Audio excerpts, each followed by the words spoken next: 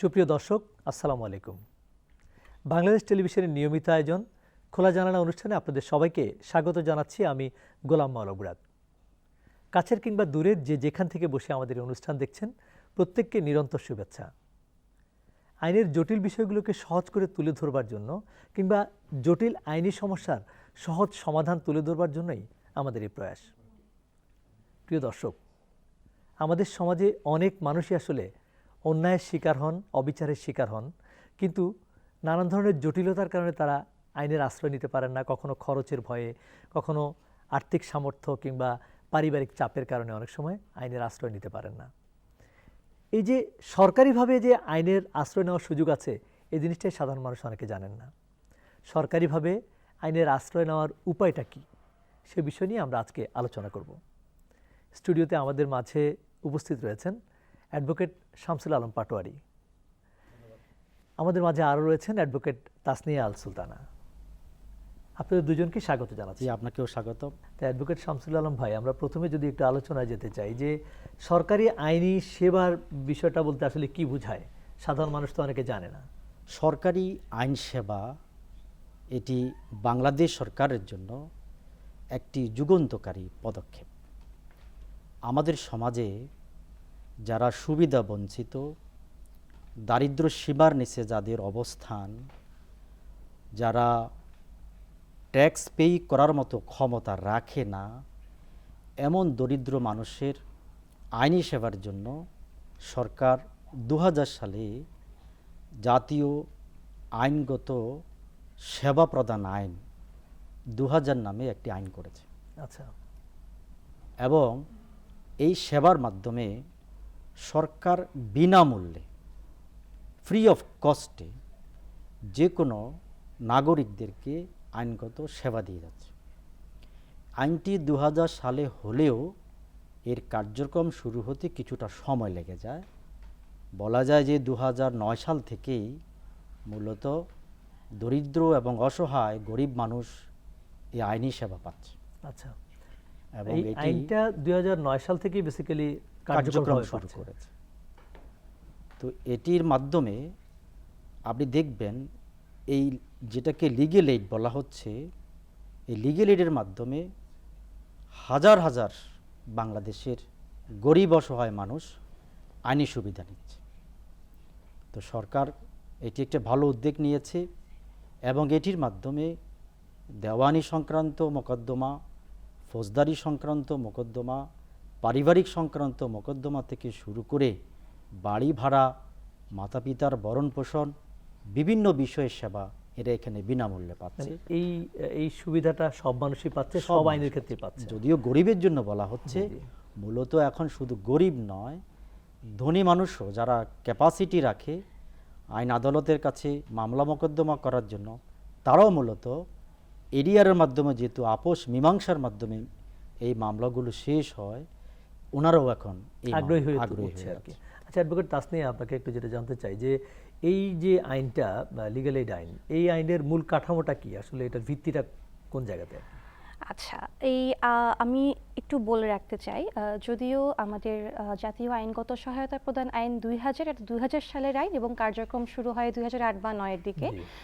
1993 সাল থেকে কিন্তু Bangladesh legal aid and services trust blast কিন্তু লিগ্যাল এইড দেওয়ার যে প্রচেষ্টা, সেটা কিন্তু 1993 সাল থেকে এর যাত্রাটা শুরু হয়। বার কাউন্সিলের, সেটা সরকারের আগে বেসরকারিভাবে শুরু হয়। এক্স্যাক্টলি, সরকারের আগে বেসরকারিভাবেই কিন্তু এটা শুরু হয় এবং বাংলাদেশ বার কাউন্সিলের একটা স্পেশাল রেজলিউশনের মাধ্যমেই কিন্তু ব্লাস্ট তার যাত্রা শুরু করে।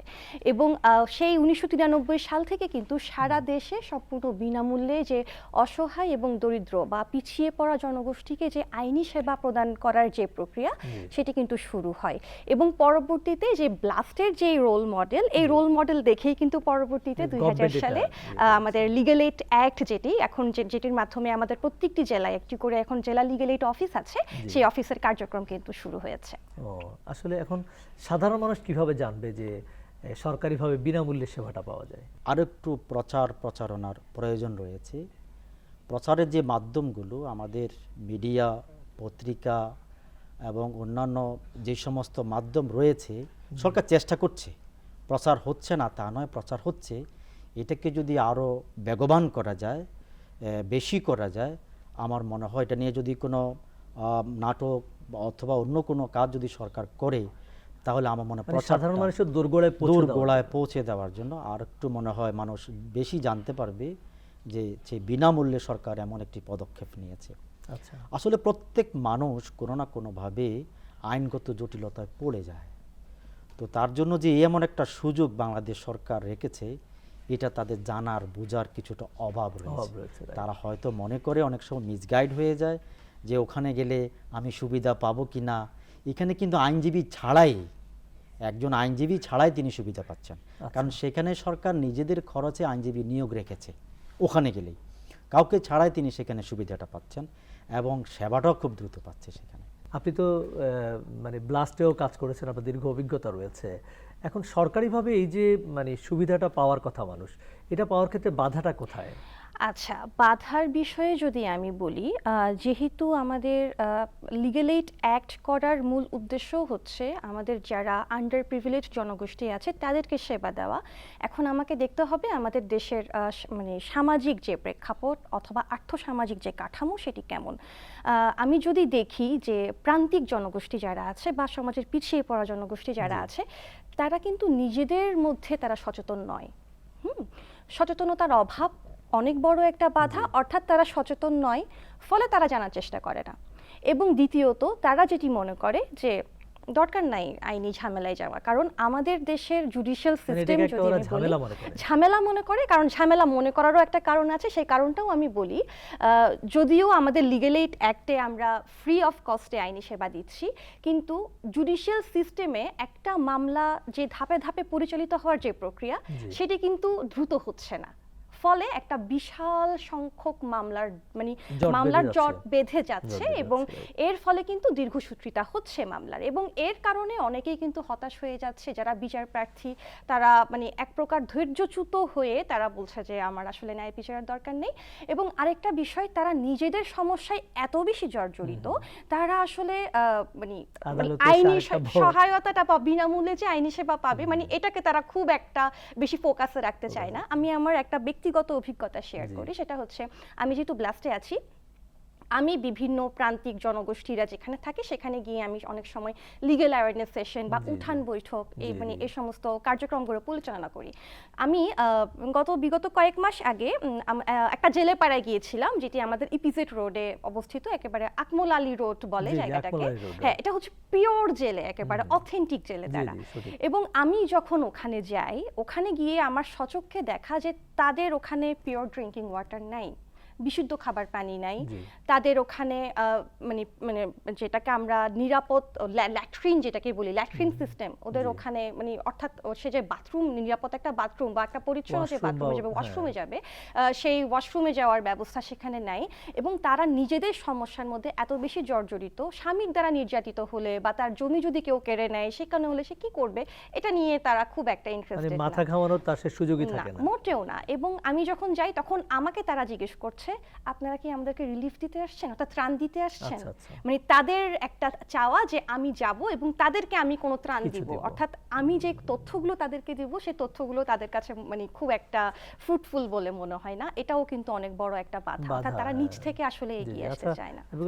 যদি একটু বলেন যে এই যে বাধার কথা বলছিল, তারপরও শহর এলাকায় কিছুটা মানুষ ধরেন এই সরকারি লিগ্যাল এইডের এই বিষয়টা জানতে পারে, বাট গ্রামে কি একই অবস্থা, বা গ্রামের মানুষ কিভাবে জানবে যে এই সরকারি ফ্যাসিলিটিগুলোতে যে পাওয়া যায় বা তারা যে নিতে পারে? যে একেবারে মানে লোয়ার লেভেলে যারা আছে, একবারে দারিদ্র সীমার নিচে যারা মনে করে শহর মানে অনেক দূর, তাদের জানার অভাব কিন্তু অনেক রয়েছে। তো এখন যদি সরকার, যেহেতু টেলিভিশনের মাধ্যমে এখন প্রায় বিভিন্ন ঘরে টেলিভিশন, মোবাইলে মেসেজের মাধ্যমে যদি সরকারের জিনিসগুলো অথবা যারা লিগ্যাল এইডে কাজ করেন মাঠ পর্যায়ে যদি কর্মী নিয়োগ করা যায়, যেটা আপা বললেন যে উনি বিভিন্ন জায়গায় গিয়ে দেখছেন, তারা জানছে না, এইভাবে মনে হয় যদি ওদের কানে এটা পৌঁছানো যায়, আমার মনে হয় তারা হয়তো এই সেবাটা নিতে আসবে। কারণ দেখেন আপনি এইটার প্রচারণা আমরা যেটা দেখি, হয়তো আদালতে একটা সাইনবোর্ড দিয়েছে বা এই করছে, বা সাধারণ মানুষ কিন্তু জানে না, সাধারণ মানুষ আদালতে আসছে না। রাইট। আচ্ছা, তো- আমি একটা বিষয় অ্যাড করতে জি। চাই শামসুল ভাইয়ের সাথে। আমাদের কিন্তু লিগ্যাল এইড অ্যাক্টেই বলা হচ্ছে জেলার পাশাপাশি প্রত্যেকটা উপজেলায় কিন্তু একটা করে উপজেলা লিগ্যাল এইড কমিটি থাকবে। জি। অর্থাৎ উপজেলা পর্যায়ে কিন্তু লিগ্যাল এইড কমিটি থাকবে এবং ওখানে কিন্তু তাকে কিন্তু শহরে আসতে হচ্ছে না, আচ্ছা। চৌকি আদালতে গিয়েও কিন্তু সে কিন্তু প্রতিকারটা চাইতে পারে। প্রতিকারটা চাইতে পারে। কিন্তু এখানে খুবই দুঃখের বিষয় যেটা, সেটা হচ্ছে উপজেলা লিগ্যাল এইড কমিটি কিন্তু প্রত্যেকটা উপজেলায় এখনো সক্রিয় না। আচ্ছা, ফলে তারা দেখা যাচ্ছে যে উপজেলা পর্যায়ে যে চৌকি আদালতগুলো আছে সেখানে গিয়ে কিন্তু খুব একটা তারা ফল পাচ্ছে না। ও আচ্ছা, কারা এই লিগ্যাল এইডে আবেদন করতে পারে? এখানে কি কোনো বার আছে যে বয়স আচ্ছা, বা শ্রেণী লিগ্যাল এইডে পেশা? যারা আবেদন করতে পারে, প্রথমত শুরুতেই শামসুল ভাই বলেছিল যারা ট্যাক্স পেই না, ট্যাক্সেবল ইনকাম যাদের না, তারাই মূলত অ্যাকচুয়ালি এলিজিবল লিগ্যাল এইডে আবেদন। লিগ্যাল এইডে সকলেই আবেদন করতে পারে, কারণ লিগ্যাল এইডের হচ্ছে আমাদের, আমি বলবো 4টা ধাপ আইনি সেবা পাওয়ার। প্রথমটা হচ্ছে আইনি পরামর্শ, দ্বিতীয়টা হচ্ছে আবেদন, তৃতীয়টা হচ্ছে মধ্যস্থতা কিংবা আমি যেটা মেডিয়েশন বলি, এবং চতুর্থ হচ্ছে মামলা। এবং প্রথম 3 ধাপ অর্থাৎ আইনি পরামর্শ, আবেদন এবং মধ্যস্থতা, এই 3 ধাপ কিন্তু সমাজের যে কোনো জনগোষ্ঠী পেতে পারে, সেটা ধনী থেকে গরিব পর্যন্ত। এবং মামলার পর্যায়ে যখন আসবে তখন সেক্ষেত্রে কিন্তু মামলার ক্ষেত্রে কিছু এলিজিবিলিটি বার আছে, আছে। কিছু বার আছে। সেক্ষেত্রে হচ্ছে একেবারে যাদের ইনকাম, যারা ট্যাক্স পেয়ার না, অর্থাৎ যাদের হচ্ছে মামলা চালানোর মতো সামর্থ্য আছে, তারা কিন্তু লিগ্যাল এইডের মাধ্যমে মামলা পরিচালনা নাও করতে পারে। কিন্তু যারা ট্যাক্স পেই না, তারা কিন্তু এর মাধ্যমে লিগ্যাল এইডটা পেতে পারে, একেবারে বিনা খরচে সাপোর্টটা পেতে পারে সাপোর্টটা এটা। পেতে পারে। আচ্ছা, এই লিগ্যাল এইডে যদি কেউ মামলা করতে চায় আর কি, তাকে কি কি প্রক্রিয়া অনুসরণ করতে হয়, কি কি কাগজপত্র দিতে হয়, নাকি এখানে অনেক জটিলতা আছে? একেবারে ভেরি সিম্পল। এখানে একটি মামলা দায়ের করতে যে সমস্ত এভিডেন্সের প্রয়োজন হয়, এখানে হয়তো সেরকম না হলেও মোটামুটি আবার একটা এভিডেন্স এখানে লাগবে। যার বিরুদ্ধে আপনি অভিযোগ করছেন তার ন্যূনতম একটা এভিডেন্স এখানে লাগবে। মামলার প্রসেসটা কিন্তু জুডিশিয়ারির মতোই বলা যায়। আর এখানকার যিনি বিচারক, তিনি জুডিশিয়ারি অফিসার, সহকারী জজ পদমর্যাদার। সো যেহেতু জাজ সাহেব বিচার করছেন, বিচারটা যদিও এডিআর সিস্টেম অর্থাৎ আপোষ মীমাংসাযোগ্য, দুভাবে সেবাটা দিয়ে থাকে। মানে এডিআর বিচারের বাইরে গিয়েও বিচারের যে বিষয়। এডিআর দুভাবে বিচার দিচ্ছে। জি। একটি হচ্ছে ফ্রি কেসেস মেডিয়েশন, যেটি আপনি মামলার পূর্বে ওনার একটা মেডিয়েশনের চেষ্টা করেন, আবার মামলার পরবর্তী যেটাকে পোস্ট কেসেস মেডিয়েশন বলা আচ্ছা। হয়, মামলা করেও আপনি মেডিয়েশন আসতে পারছেন। দেখা যাচ্ছে যদি আপনার কোনো সেকশন আপোষযোগ্য হয়, সেখানে বিজ্ঞ আদালত মেডিয়েশনের জন্য লিগ্যাল এইডে পাঠাতে পারেন।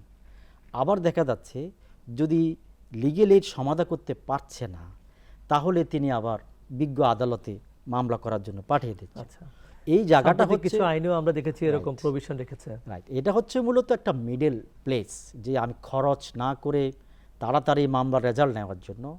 সারা বাংলাদেশে প্রায় 45 লাখ মামলা পেন্ডিং, এবং যে তুলনায় মামলা হচ্ছে সে তুলনায় কিন্তু শেষ হচ্ছে না। শেষ হচ্ছে না। কারণ মামলার শেষটা আসলে যেহেতু জুডিশিয়ালি সিস্টেমটা একটু দীর্ঘসূত্রিতা, প্রমাণের যেহেতু একটা বিষয় থাকে, সে কারণে দীর্ঘসূত্রিতা কিন্তু আদালতের জন্য হচ্ছে তা না। আদালতের উপর তো মামলার প্রেশার রয়েছে, জি। তিনি চাইলে তো একদিনে সব শেষ করে দিতে পারছেন না, এটা চলতেই থাকবে। সেজন্য সরকারের এই উদ্যোগটা খুবই ভালো, যে যদি মেডিয়েশন করে আপোষের মাধ্যমে যদি সমাধান করা যায়, তাহলে আমার জুডিশিয়ারির উপর প্রেশারটা কমে যাবে। আর একটা ইন্টারেস্টিং বিষয় হচ্ছে, এই যে লিগ্যাল এইডের যে সেবাটা দিচ্ছে, সেখানে হার জিতের কোনো ম্যাটার নাই, সেখানে সবাই উইন উইন সিচুয়েশনে থাকে। এই জন্য একটা ভালো দিক। আচ্ছা, আচ্ছা। সবাই জিতে যায় মনে করে যে আমার এই সমাধানটাই তো আসল। আপনি দেখবেন গ্রামে একসময় সালিশ হতো, ওই সালিশটাই একদিনই শেষ হয়ে যেত। ওই সালিশটাই মোটামুটি মানে আমাদের আধুনিক জুডিশিয়ারি এই আধুনিক legal হচ্ছে aid এর বিচার রূপান্তর হচ্ছে। আদালত। আচ্ছা, এটা এই যে একদিন লিগ্যাল হচ্ছে। এইডের ক্ষেত্রে আসলে আমরা বিভিন্ন ধরনের অনিয়মের কথা শুনি, মানুষ কিভাবে বঞ্চিত হয় লিগ্যাল এইডে অনেক সময় দেখা যায়। দেখা যায়, আমি আসলে খুলে বলছি না, যে সকল বাস্তবতা আছে সে সকল বাস্তবতার প্রেক্ষিতে দেখা যায় একজন দরিদ্র মানুষ যখন সে লিগ্যাল এইড অফিসে যায়, সে কিন্তু সরাসরি কিন্তু লিগ্যাল এইড অফিসারের সাথে দেখা করতে পারেন না। আচ্ছা, তখন কিন্তু তাকে কথা বলতে হয় ওখানে যে কোনো একজন অফিসারের সাথে। সে কখনো সাপোর্টিভ হতে পারে, জি। কখনো আবার সাপোর্টিভ নাও হতে পারে, Right. অর্থাৎ নন কোঅপারেটিভ হতে পারে। তখন দেখা যায় যে তার এই নন কোঅপারেটিভ আচরণের কারণে সেই দরিদ্র বিচার প্রার্থী কিন্তু অনেকটাই হতাশ হয়, জি। এবং দেখা যায় সে যে আশা নিয়ে এসেছিল সে আশাহত বিচার হয়ে পাওয়ার আশা যে সে নিয়ে কিন্তু আসছে। পিছপা হয়ে যায়। আচ্ছা, এবং এখানে উৎকোচ নেওয়ারও অনেক সময় দেখা যাচ্ছে যে কিছু ক্ষেত্রে দেখা যায় কমপ্লেইন শোনা যায়। জি। কিন্তু আলটিমেটলি আমি যেটা বলবো যে সরকারি পর্যায়ে যে সকল লিগ্যাল এইড এখন বর্তমানে তো আমাদের আইনও চেঞ্জ হয়েছে 2025 সালে, এবং এই আইনের মাধ্যমে বলা হচ্ছে কি আমাকে বাধ্যতামূলক মধ্যস্থতা করে তারপরে গিয়ে আমাকে মামলা তারপর কি করতে হবে। মামলায় যেতে হবে? জি। এটার পজিটিভ সাইডও যেমন আছে, নেগেটিভ সাইডও আছে। পজিটিভ সাইড কেমন, সেটা হচ্ছে আমার মামলার জট কমলো, আমার মামলার দীর্ঘসূত্রিতা যেতে হলো না, এডিআর সিস্টেমে যেতে এডিআর পারবো। সিস্টেমের মাধ্যমেই আমি কিন্তু করে ফেলতে পারছি। জি, জি। আর নেগেটিভ বিষয়টা কি, সেটি হচ্ছে লিগ্যাল এইড অফিসার কিন্তু একজনই, যিনি লিগ্যাল এইড অফিসার আচ্ছা। তিনিই কিন্তু আবার চিফ মেডিয়েশন অফিসার, আমি জি, যেটাকে আমি বলছি, অর্থাৎ আমাদের যে আইন যে প্রণয়ন হয়েছে ওখানে কিন্তু বলা হচ্ছে যে চিফ লিগ্যাল এইড অফিসার থাকবেন একজন, এবং একই সাথে স্পেশাল মেডিয়েটর থাকবেন। আচ্ছা।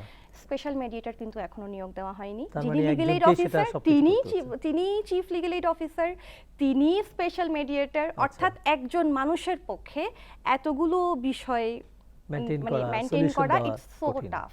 এটা খুবই কষ্টকর, খুবই কঠিন, এটা কিন্তু অনেকটাই অসম্ভব। কিন্তু তারপরও আশা রাখা যায় যেহেতু আইনটি হয়েছে, অদূর ভবিষ্যতে হয়তো বা এটার কাঠামোগত একটা পরিবর্তন আসবে। হতে পারে, সেটাই। আচ্ছা, এই যে আমরা যে হয়রানির কথা শুনি আর কি, যে একজন ভুক্তভোগী ওখানে গিয়ে কি কি ধরনের হয়রানি হয় আপনার কাছে, আপনার অভিজ্ঞতা কি বলে? আমার পরামর্শ থাকলো 5 ইয়ার্স যারা লয়ার হিসাবে এক্সপেরিয়েন্স আছে এমন জায়গা থেকে যদি এই লিগ্যাল এইড অফিসার নেওয়া হয় এই জায়গাটাতে, আমার মনে হয় সেবার দিক থেকে মানুষ আর একটু সুবিধা পাবে। আর মানুষ সে তো তখন জেনে যাবে সব জেনে যাবে। বিষয়গুলোকে।